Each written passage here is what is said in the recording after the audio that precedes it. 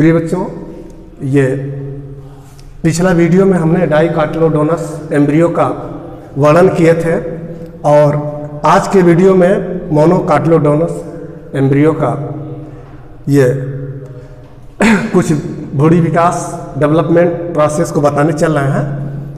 इसमें जो एक बीजपत्री वाले पौध जैसे धान, गेहूँ, ज्वार, बाजरा, मक्का और सब आते हैं, इसमें एक लुजुला फ्रास्टेरी नामक एक घास है। मेंशन ने इसके भ्रूण के विकास का एक चित्र के माध्यम से और खोज करके उन्होंने बताया बड़े ही सरल तरीके से। जैसे मैं आपको बता दूं कि जब ये भ्रूणकोश है, इस भ्रूणकोश में ये त्रिकेंद्रक है और ये एक सेल से दूसरा नरकेंद्रक जो फ्यूजन किया है, तो ये जैसे ही फ्यूजन किया तो ये जाइगोट बन गया, जिसको युग्मक कहते हैं, जाइगोट बन गया। अब इसी जाइगोट का यहाँ पर ये फिगर है, इसी जाइगोट का ये बंटवारा हो रहा है। पहले यहाँ से समझिए आप, ये जब बंटवारा हो रहा है तो एक बेसल सेल बना रहा है और एक टर्मिनल सेल। ठीक, यहाँ देखा ये चैल्जा की ओर टर्मिनल सेल जाता है। ये देखें, चैल्जा की ओर टर्मिनल सेल, ये अंतस्थ टर्मिनल सेल को अंतस्थ कोशिका भी कहते हैं।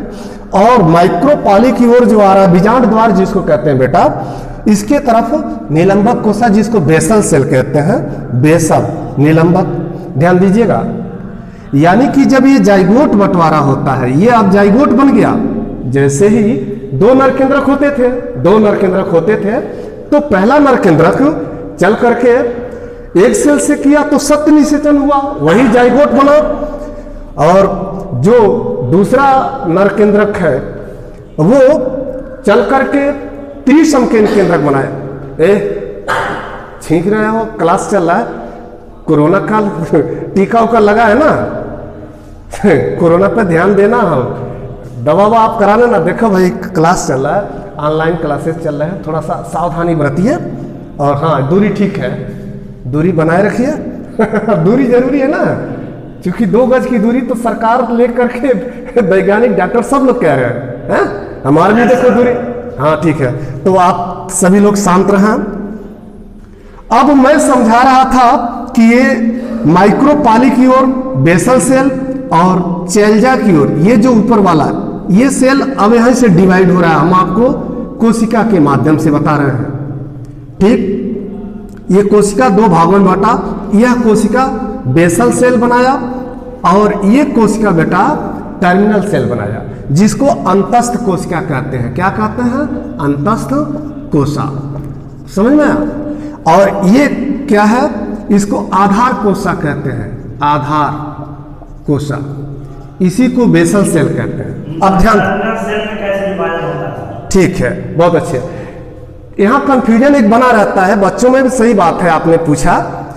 जो द्विबीजपत्री डाइकोटिलोडोनस उस दिन बताए थे, तो उसमें जो टर्मिनल सेल विभाजन हो रहा है, ये वाला ऊपर, ये जो टर्मिनल सेल विभाजन हो रहा है, उसमें एक कोशिका से 2 कोशिका और 2 से 4 तक बनाता है।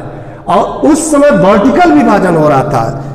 ठीक, लेकिन मोनोकोटिलोडोनस में यहां अंतस्थ यानी टर्मिनल कोशिका, आप जो क्वेश्चन किए हैं, यहां ध्यान दें, यहां अनुदैर्ध्य विभाजन लॉन्गिट्यूडिनल होता है। क्या होता है?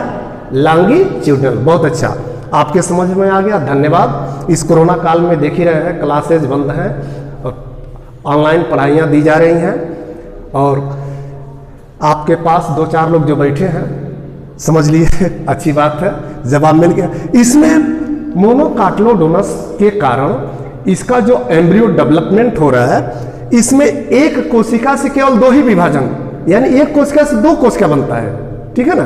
अब पहले वाले में जो डाइकोटिलोडोनस था, उसमें एक कोशिका विभाजित होकर के टर्मिनल सेल 1 से 2 बनाया, 2 से 4, और 4 बनाने के बाद तब एक टी के आकार का भ्रूण बनाया। किसके आकार का? टी के आकार का।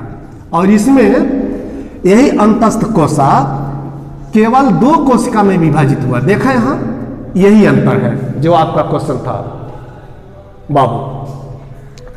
डाइकोटिलोडोनस में 4 बनता है, 4 के बाद टी बाल भ्रूण बनता है, इसी को बाल भ्रूण कहते हैं। क्या कहते हैं? बाल भ्रूण, प्रो एम्ब्रियो। ओके, अब यहां लेकिन एक चीज मैं बता दूं कि द्विबीजपत्री के समान ही इसमें भी सारे विभाजन होते हैं। विभाजन तो होते हैं, बस थोड़ा सा अंतर यही है। हाँ, आपका ध्यान इधर इधर, जब मोबाइल है तो इधर तो देखा करिए बाबू। हाँ, तो इसमें क्या होता है कि जब टर्मिनल सेल, बेसल सेल दोनों जब विभाजित होते हैं तो बेसल सेल लगातार अनुप्रस्थ विभाजन करता है। क्या करता है? अनुप्रस्थ विभाजन। ठीक, इसमें अनुप्रस्थ विभाजन करते करते ये बाल भ्रूण और ये दोनों मिल करके जब एक साथ फिर पुनः विभाजन कर देता है तो जैसे ही टी के आकार का बाल भ्रूण बनता है, अनुप्रस्थ विभाजन होते होने की प्रक्रिया लगातार चलती रहती है। एक बीजपत्र का निर्माण होता है।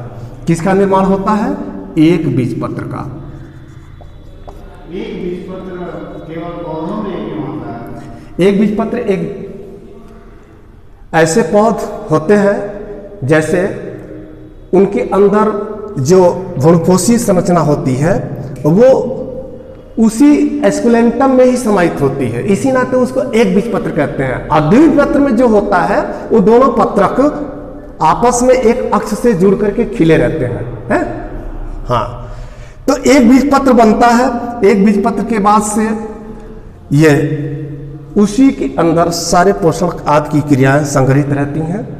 ठीक, इसी में मूलांकुर, याद रहे, मूलांकुर और प्रांकुर दोनों समाहित होते हैं। जैसे इस फिगर के हिसाब से ये मध्यक सेल हो गया, निलंबक हो गया, बेसल सेल वाला, और ये टर्मिनल सेल। ये फिर देखिए ये सभी निलंबक कोशा है। ठीक, और नीचे ये जो टर्मिनल सेल हैं ये तेजी से विभाजित होकर के इस आधार पर जब विभाजित होती हैं तो ये मूलांकुर बनाती हैं। जैसे हमने कहा कि एक बीजपत्र का निर्माण भी करती है। देखिए बीजपत्र धार है, बीजपत्र धार बनने के बाद से इसी बीजपत्र धार में प्रांकुर बन जाता है, एक हिस्से में मूलांकुर बन जाता है। इसी को बीजपत्र या स्कुलेंटम कहते हैं। यह है स्कुलेंटम की प्रारूप संरचना जो एनसीईआरटी बुक से बहुत ही इंपॉर्टेंट होता है। इस स्कुलेंटम में ऊपरी हिस्सा स्कुलेंटम का है, इसी में प्रांकुर चोल है। ठीक, उस प्रांकुर चोल के नीचे एक प्रारोह शीर्ष होता है, बीच में मध्यक भाग ये, और ठीक उसके नीचे मूलांकुर, मूलगोप और मूलांकुर चोल होता है।